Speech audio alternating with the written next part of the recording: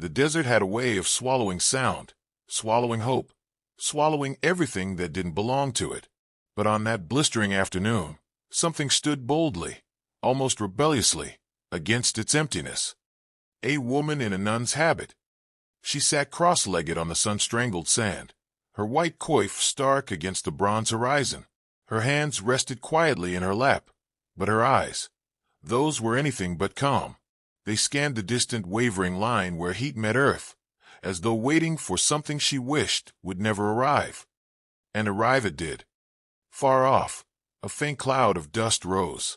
A horse's hooves drummed through the desert like slow, approaching thunder. The sound grew louder, sharper, fiercer, until the man atop the horse became unmistakable. The rancher, Jedediah Cross, a name that carried more weight in Sundown Valley than the sheriff's badge or the preacher's Bible. Tall in the saddle, broad in the shoulders, and carved from the same merciless landscape he ruled, Jedediah was a man both feared and followed. His ranch fed the town. His money kept it running. His temper, however, kept everyone obedient. But none of that explained why a nun sat in his path, nor why he kept riding toward her, nor why she didn't move. Not an inch. He reined in his horse just a few feet from her, dust swirling around them like a restless spirit. His shadow swallowed her small figure completely. "Move," he said. His voice wasn't loud. It didn't have to be. Jedediah Cross was the kind of man the world listened to, even when it didn't want to. But the nun didn't move. Instead, she raised her eyes to him, calm, steady, and filled with something Jedediah couldn't name, something dangerously close to defiance. "Please stop," she said softly. "Please stop that forbidden act." Her words rippled through the desert like a warning. Jedediah's jaw tightened. "You know I won't," he answered. And the world seemed to exhale in dread. The town's secret. People in Sundown Valley talked, and they talked plenty, but they never talked about that. Not publicly. Not loudly. Not even when Jedediah Cross wasn't around. Everyone knew the rancher was doing something wrong, something cursed, something that shouldn't be touched by mortal hands, but nobody dared name it. Except her. Sister Miriam. She hadn't been in Sundown long, only 3 weeks, but that was enough. Enough to see the tremors of fear beneath the surface. Enough to sense the heavy silence whenever Jedediah rode past. Enough to know the desert held secrets, and Jedediah held one of its darkest.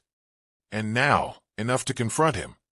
"You're standing between me and what must be done," he said, slowly dismounting. He wasn't angry. That frightened her more than if he had been.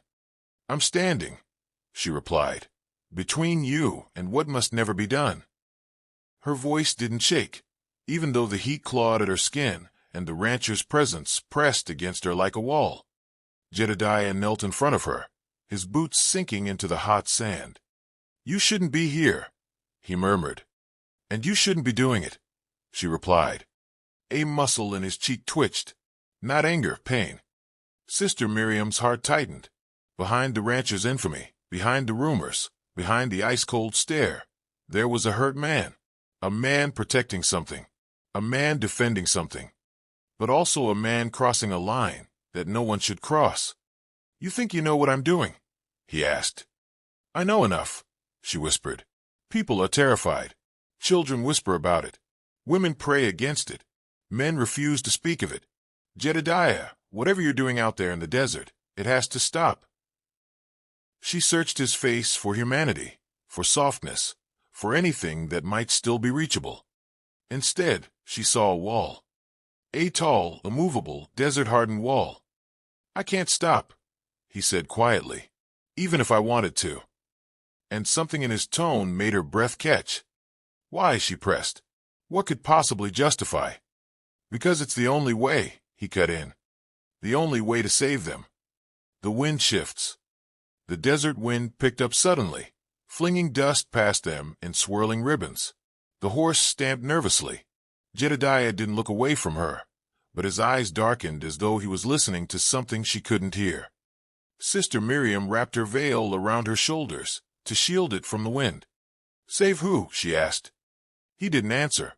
Instead, he stood, slowly, and the shadow he cast seemed even larger than before. "You shouldn't be here," he repeated. "And you shouldn't be lying," she countered. Jedediah turned away from her then, just for a moment. Enough for the mask to slip. Enough for her to glimpse the storm behind his eyes. He wasn't cruel by nature. He wasn't reckless. He wasn't malicious. He was desperate. Desperate enough to break rules. Desperate enough to cross boundaries. Desperate enough to commit the forbidden. Whatever it was. "Go back to town, sister," he said. "Stay out of this." "No." He froze. "No," he repeated slowly. "No," she confirmed. "I didn't come to Sundown Valley to close my eyes when others suffer." His sigh was long, strained, like a man holding a weight far larger than himself. "You're going to make this difficult." "You already have." The wind quieted again. The desert held its breath. Jedediah leaned in, lowering his voice. "If you don't leave now, you'll learn the truth. All of it. Then tell me. You won't like it. Tell me anyway." He stared at her for a long, silent moment. Then he uttered 4 words that chilled her far more than the desert's heat ever could. "They're coming at dusk. You." The warning. Sister Miriam blinked. "Who?" Jedediah didn't answer immediately. His gaze drifted toward the horizon, where the sun burned like a molten coin. Shadows stretched long across the dry earth. The air trembled. "You'll hear the whispers before you see them," he finally said. She frowned. "Whispers?" He nodded. "Voices carried by the wind. Children first, then women, then the men. And once you hear all 3, they're close." Sister Miriam felt her heartbeat quicken. "What are you talking about, Jedediah?" He turned back to her. "Sundown Valley isn't haunted by ghosts, sister. It's haunted by the consequences of things left undone." His eyes hardened. "And tonight, they're coming to finish what was started 13 years ago." She shook her head. "This is superstition." "This is survival," he corrected. "And the forbidden thing you keep doing, does it involve them?" He said nothing, which meant yes. Sister Miriam rose to her feet, brushing sand from her habit. "You think whatever you're doing will stop them?" "I know it will," he said. "Or at least delay them." Her gaze sharpened. "Delay them?" He exhaled. "Sundown's been living on borrowed time for years. Borrowed from them. And the debt's nearly due." Sister Miriam crossed her arms. "I don't believe it." "You will," he murmured. A silence stretched between them, thick with heat and tension and unspoken fear. Finally she spoke. "If you're telling the truth, then let me help." He barked a short, humorless laugh. "You help me. I've seen things too, Jedediah." He froze. "What things?" Sister Miriam looked down at her hands. "Things the church doesn't speak of publicly." A long shadow passed between them, not of a cloud, but of the truth neither had yet spoken. Jedediah's expression shifted. Respect, wariness, recognition. "You're not a simple nun, are you?" he asked quietly. "No," she whispered. "And you're not a simple rancher." For the first time, his eyes softened.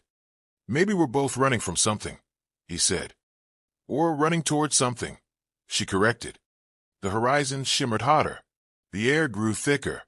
The sun crawled lower. "You can't stop me," he said gently. "I'm not here to stop you," she replied. "I'm here to understand." "And when you do," he asked. She met his gaze steadily. "Then I'll decide." He studied her, truly studied her, for several long seconds. Then he lifted his hat, wiped the sweat from his brow, and placed it back on his head.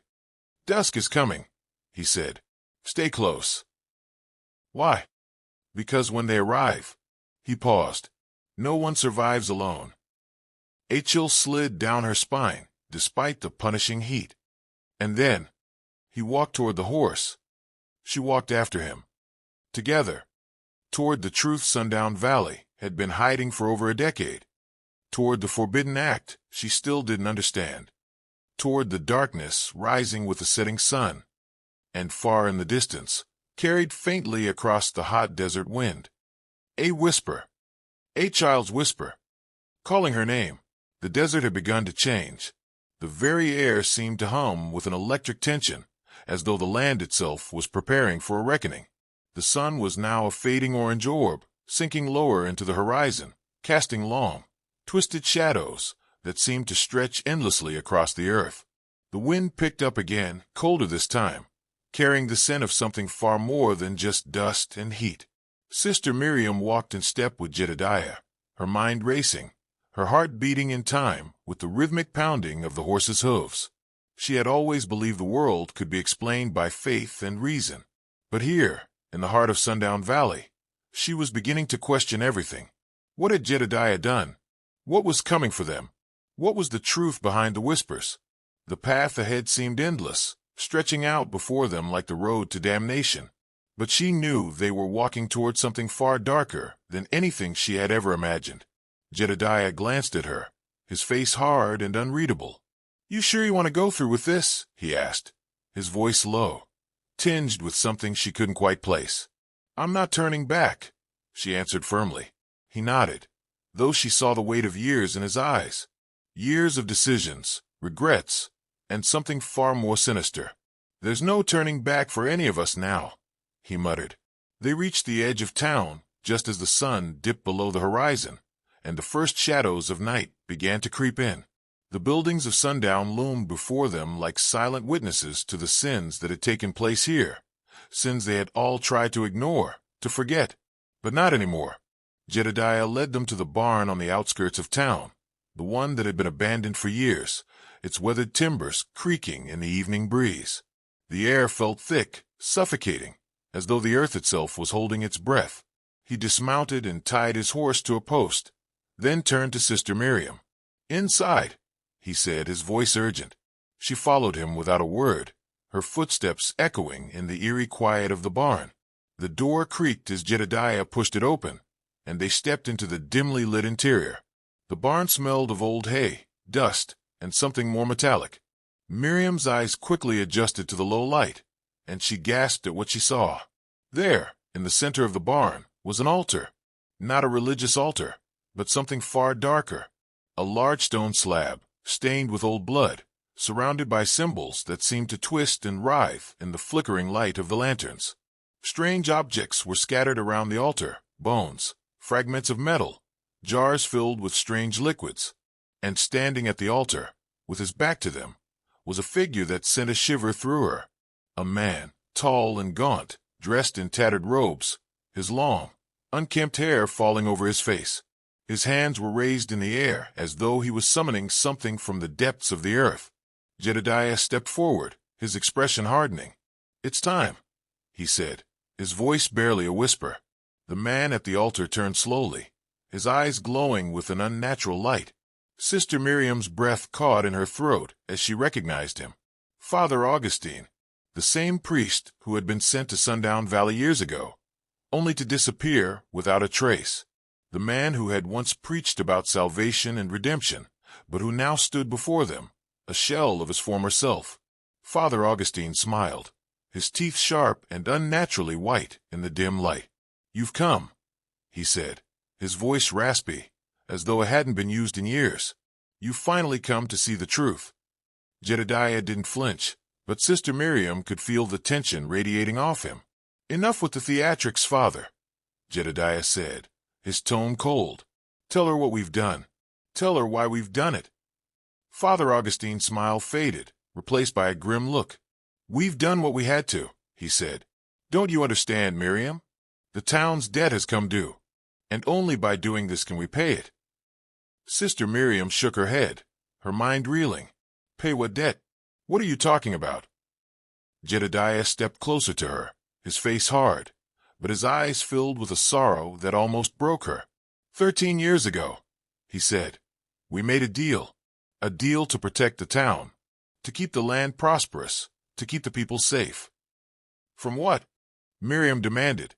"From them," Jedediah said, his voice low and dangerous. "From the ancient ones, the ones who live beneath the earth, the ones who can bring famine, disease, death, the ones who hunger for our souls. Sister Miriam recoiled. This is madness. Jedediah's eyes darkened. No, sister. It's survival. We made the deal with Father Augustine, and every year since, we've paid our dues. Blood, offerings, sacrifices. Her breath hitched. Sacrifices. Yes, Jedediah said, his voice steady, but his hands clenched tightly at his sides. And this year, it's the last payment. Sister Miriam looked from Jedediah to Father Augustine, her heart pounding. You're going to sacrifice someone? Father Augustine nodded solemnly. We've been sacrificing in small ways for years. But tonight the debt is final. We give the last sacrifice, and the land will be spared another year. No, she whispered, her mind struggling to comprehend. You can't be serious. This isn't the way. Jedediah's eyes softened, and he took a step toward her. I didn't want this, but there's no other way. If I don't, then the curse will consume us all. And who is the sacrifice? Sister Miriam asked, her voice shaking. Father Augustine raised his hand, pointing to the center of the altar. You. Sister Miriam gasped. Me. Yes, Jedediah said quietly. We made a choice, Miriam. You were sent here for a reason. The truth hit her like a blow to the chest. This was why she had been called to Sundown Valley, to be the sacrifice. No, she whispered, her knees nearly buckling. This isn't right. I won't do it. Jedediah's face twisted in pain. I'm sorry, he said, his voice barely audible. It's the only way. Father Augustine's voice, now full of fervor, rang out. Once the blood is spilled, the earth will settle. The hunger will be sated. The town will be spared. Sister Miriam turned, her eyes frantic. She looked for an escape, but the barn was sealed shut, the doors locked, the windows too high to reach. No, she cried. I won't be your pawn. But it was too late. Jedediah had already moved toward the altar, his hands shaking as he prepared to perform the ritual.